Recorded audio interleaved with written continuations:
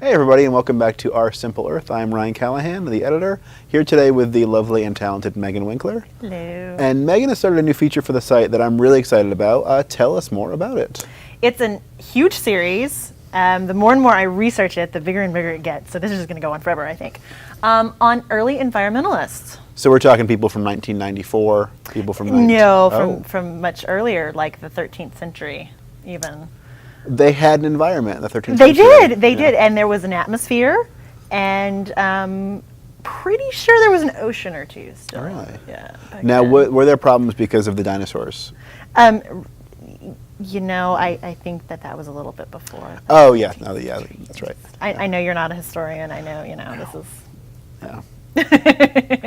No. But yeah, they had environmental issues way back then, apparently. There was a big issue with using sea coal, which is really related to the coal that we use now, which we all know is amazing for the environment. This was apparently even worse than the coal we have now.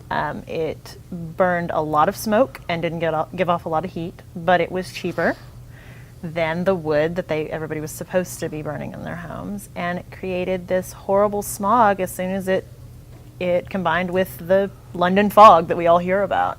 And people were getting sick. I love this story because it just fascinates me that when you're talking 800 years ago, this was an issue. Yeah. Because I think for a lot of people they consider it a really recent issue. Like maybe like Earth Day is like 40 years old now. Sure. So they think like that's how new it is. But to go back 800 years and people were worried about coal, worried about air quality. Like now what kind of sources are there talking about this stuff?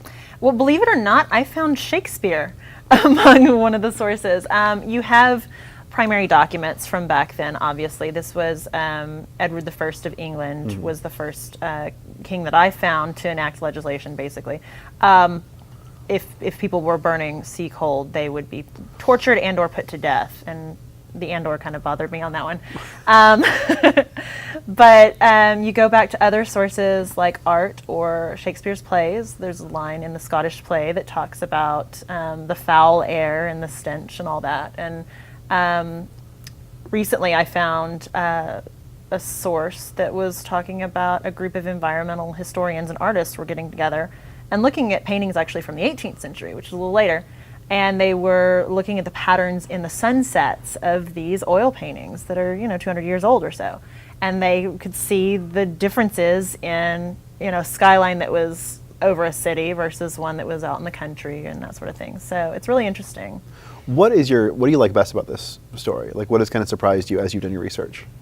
I was really surprised at how far back it went as well, because when I came up with the idea, I'm a huge history buff. I was thinking, oh yeah, I'll probably come across something like mid-1800s, or I'm thinking like Industrial Revolution type thing.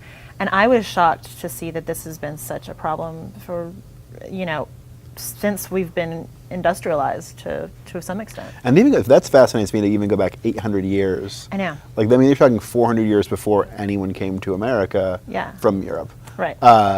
This was an issue. Like, that is just fascinating to me that it's been along for so long, and still it's taken until very, very recently for people to really want to do something about it. Yeah. And I think it also goes to show the common sense approach of like, oh, bad stuff in the air hurts us. Right. Like, you don't necessarily need science to know that. You can just look at anecdotal evidence and understand, like, oh, I can feel it. That's true, yeah. I don't have to believe that, like, oh, no, it's good for me. Yeah, so, exactly. Who else are you going to write about? I'm definitely going to write about people like Rachel Carson and Al Gore, because they're more modern folks. But I'm also going to pull stuff like Ansel Adams, the photographer, and Thoreau, and a lot of the romantic writers.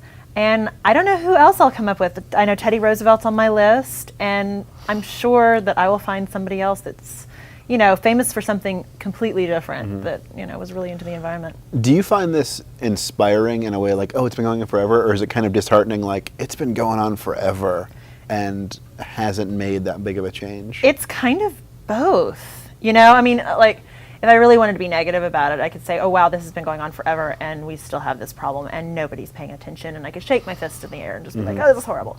But at the same time, it's like, okay, so this stuff we're writing about, this stuff that we're pushing for and working for, this is a real problem. It's not something that we've just imagined up, or we like to talk about on TV or whatever. It's something that's real because it's been around for that long. Great. Thank you very much, Megan. Sure.